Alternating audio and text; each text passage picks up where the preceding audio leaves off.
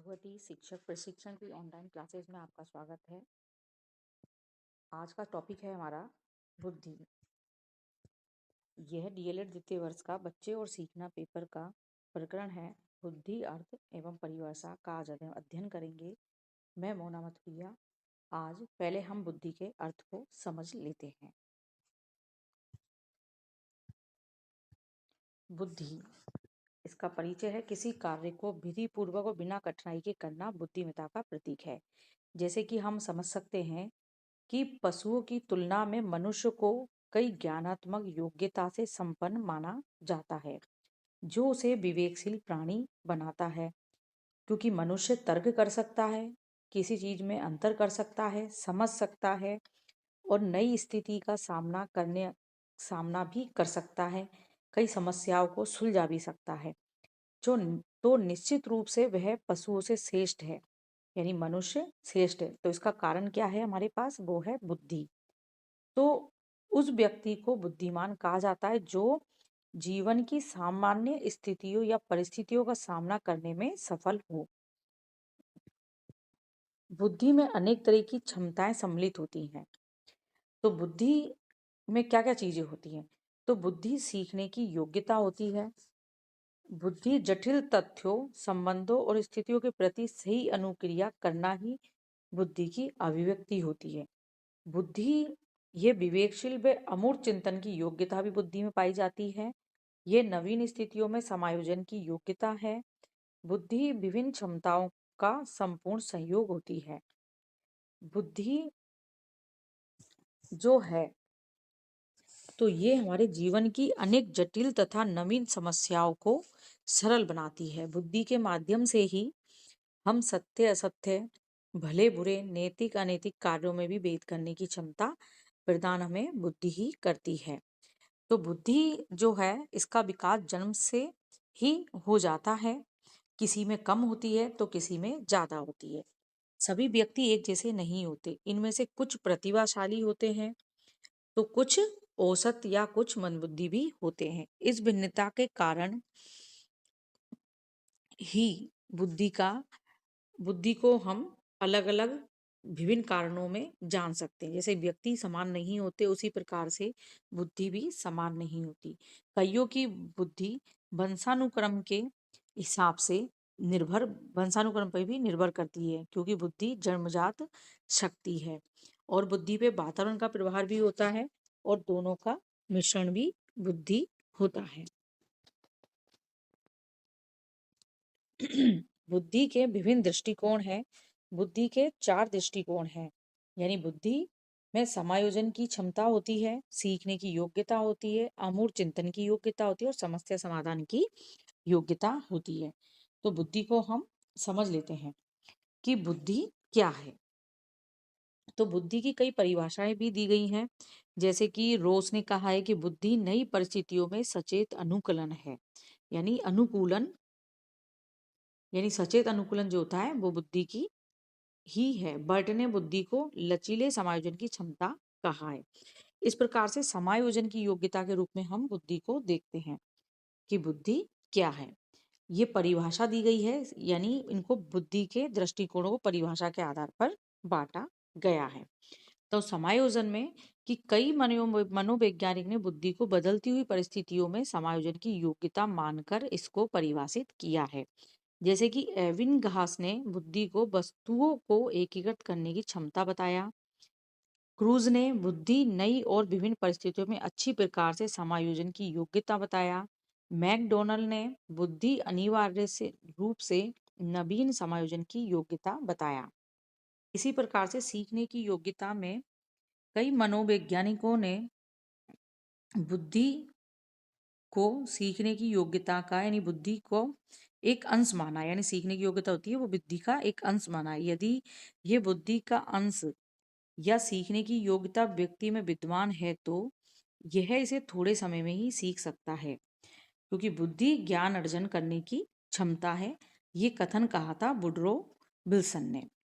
और एविंगहास के अनुसार बुद्धि जोड़ने या संगठित करने की योग्यता है, यानी सीखना भी एक बुद्धि का ही प्रकार है। इसी प्रकार से वुडवर्थ ने बुद्धि को कहा है कि बुद्धि क्षमता ग्रहण करने की योग्यता है।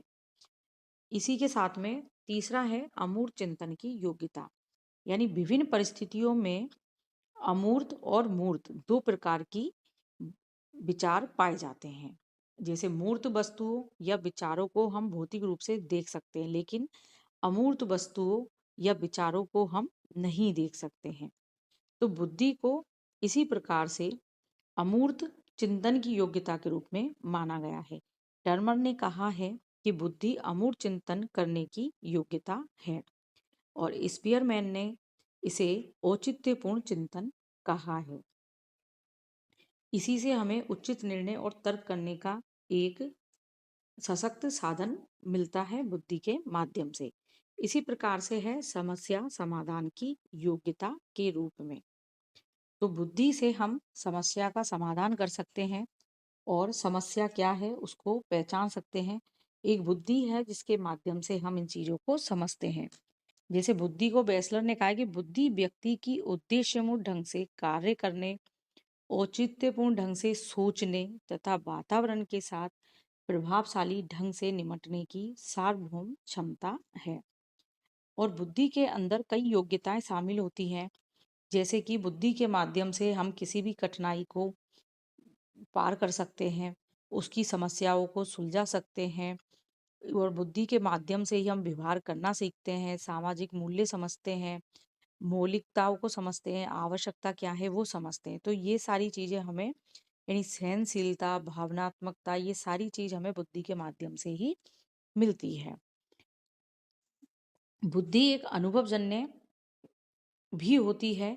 इसमें सृजनात्मक बुद्धि पाई जाती है, और यह व्यक्ति में असाधारण सूक्ष्म तथा नए नए विचारों को जन्म देने की क्षमता भी होती है। तो बुद्धि के हमने दृष्टिकोण देखे। समायोजन योग्यता के रूप में परिभाषा है एबिंगहॉस, बुद्धि वस्तुओं को एक करने की क्षमता है। रोज के अनुसार बुद्धि नई परिस्थिति में सचेत अनुकूलन है। बर्ट ने बुद्धि को लचीले समायोजन की क्षमता कहा है। स्टर्न ने बुद्धि नई परिस्थिति में किसी व्यक्ति की समायोजन की क्षमता है, यानी कोई भी परिस्थिति में एडजस्टमेंट की क्षमता ही बुद्धि है। बुद्धि जो है उसमें किसी कार्य को विधि पूर्वक तथा बिना किसी कठिनाई के करना, जो हम कर सकते हैं उसको ही बुद्धिमत्ता का प्रतीक समझा जाता है। क्योंकि बुद्धि सभी व्यक्तियों में एक सी नहीं होती है। सभी व्यक्ति बुद्धि का प्रयोग अपने अनुसार अलग अलग परिस्थिति के अनुसार करता है। तो समायोजन में भी कर सकते हैं, और सीखने की योग्यता में कर सकते हैं। तो इसमें भी कहा है कि यदि व्यक्ति में बुद्धिमान है तो वह किसी भी कार्य को कम समय में सीख सकता है। यानी जिसकी अधिक बुद्धि है, प्रतिभाशाली बालक जो होते हैं, वो किसी भी चीज को सीखने में ज्यादा वक्त नहीं लगाते और तुरंत सीख लेते हैं। उसी प्रकार से उससे जो मंद बुद्धि बालक होते हैं, जड़ बुद्धि बालक होते हैं, पिछड़े बालक होते हैं, उन सबको सीखने में समय लगता है। तो बुद्धि में योग्यता जो होती है उसमें बुद्धि का बहुत बड़ा प्रभाव होता है। बुद्धि के बिना हम कोई चीज नहीं सीख सकते, ना ही समझ सकते हैं। यानी विचार करने की क्षमता, सोचने समझने की क्षमता सब बुद्धि से ही आती है। इसी प्रकार से अमूर्त चिंतन की जो योग्यता होती है, जिसे हम देख नहीं सकते, उसको अपन अमूर्त चिंतन कहते हैं, और मूर्त चिंतन वो होता है जिसे हम देख सकते हैं। अमूर्त जो निराकार है और जिन्हें देखा नहीं जा सकता, बुद्धि उन्हीं विचारों पर चिंतन करने की क्षमता है। टर्मर ने बुद्धि अमूर्त चिंतन करने की योग्यता बुद्धि को कहा है। इसी प्रकार से स्पीयरमैन ने उन्होंने इसे औचित्यपूर्ण चिंतन भी कहा है। तो इसी प्रकार से अमूर्त चिंतन के रूप में हम उचित निर्णय लेने और तर्क करने का एक बहुत ही सशक्त संकेत हमें अमूर्त चिंतन के माध्यम से ही मिलता है। इसी प्रकार से विनय के अनुसार बुद्धि उपयुक्त सोचने, उपयुक्त निर्णय लेने और आत्म आलोचक बनने की योग्यता है। बर्ट के अनुसार बुद्धि उपयुक्त निर्णय लेने, उचित रूप से सोचने और उचित तर्क करने की योग्यता है। यानी अमूर्त बुद्धि जो है वो बुद्धि उचित निर्णय और तर्क करने का एक सशक्त संकेत है। इसी प्रकार से समस्या समाधान की योग्यता, तो समस्या समाधान की योग्यता हमारे बुद्धि के माध्यम से ही आती है। कि समस्या का समाधान कैसे किया जाए, यानी नया ज्ञान कैसे अर्जित किया जाए, प्रयोग करने की क्षमता कहाँ से आए, ये सारी बुद्धि से ही आती है। बुद्धि एक मानसिक प्रक्रिया होती है, इसमें वंशानुक्रम अर्जित भी दोनों पाई जाती है। बेसलर ने बुद्धि के बारे में कहा है कि बुद्धि व्यक्ति की उद्देश्यपूर्ण ढंग से कार्य करने और तर्क संगत सोचने और वातावरण के साथ प्रभावी ढंग से निपटने की वैश्विक क्षमता है।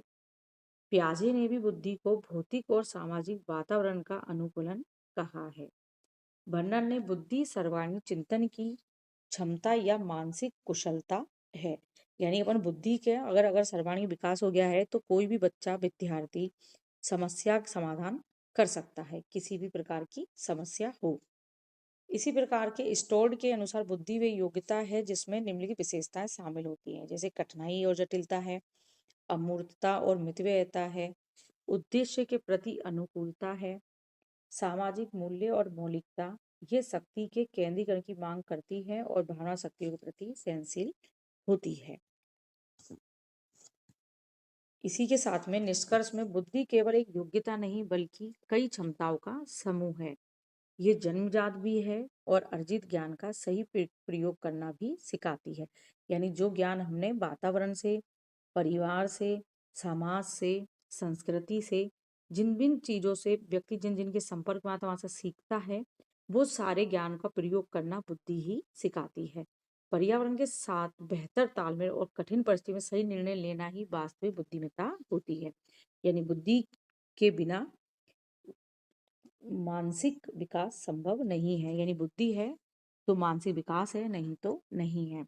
तो बुद्धि को हम समस्या समाधान में और अमूर्त चिंतन में, सीखने की योग्यता में और समायोजन में इसको प्रयोग कर सकते हैं। इसी के साथ में हमारा आज का टॉपिक यहीं खत्म होता है। इसमें हमने बुद्धि का अर्थ, परिभाषा और परिभाषाओं के आधार पर दृष्टिकोण को समझा। इसी के साथ में हमारा टॉपिक यहीं खत्म होता है। धन्यवाद।